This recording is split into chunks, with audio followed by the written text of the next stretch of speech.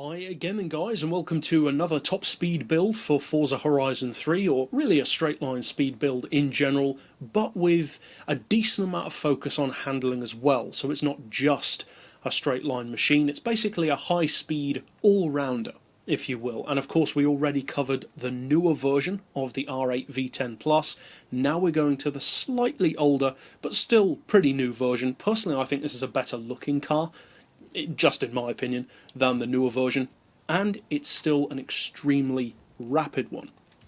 Now it is a little bit heavier, interestingly, than the newer version, has the same power thanks to the Lambo engine conversion, which I of course would recommend, that 1500 horsepower motor from the Aventador. I would again recommend retaining all-wheel drive unless you specifically want rear-wheel drive.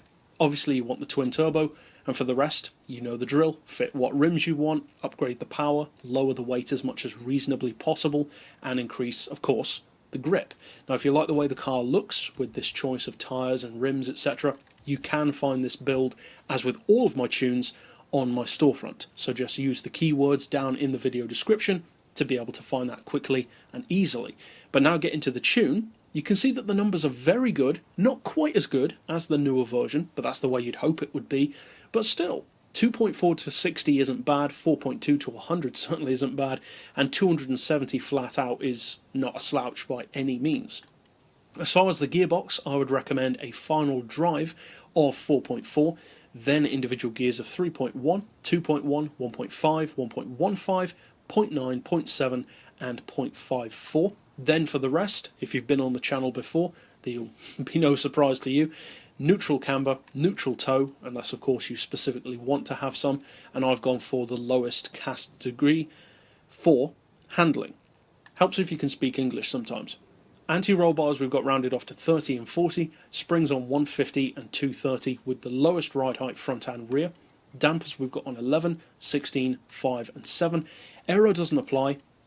And as far as the diff, no surprise to anyone who's been on my tunes before, 100% on acceleration, 0 on deceleration, but feel free to change those if you feel the need. And for the centre split on this car, not as much inclined to the rear as the other model, 71%. You can increase it even more to the back if you want, to increase high-speed manoeuvrability in particular, but with 71% you get a nice mix of enough power being sent to the back to make the front end more loose, but at the same time giving you that great launch off the line and obviously fantastic benchmark numbers. So that's it overall for the tune, and obviously I hope you find it fun and indeed competitive as well. So if you'd like to check out tunes which I haven't even put out yet, of course you can sub down below or stick around to the playlist at the end of this video to see the ones which we've already done. But for now, as always, thanks for watching.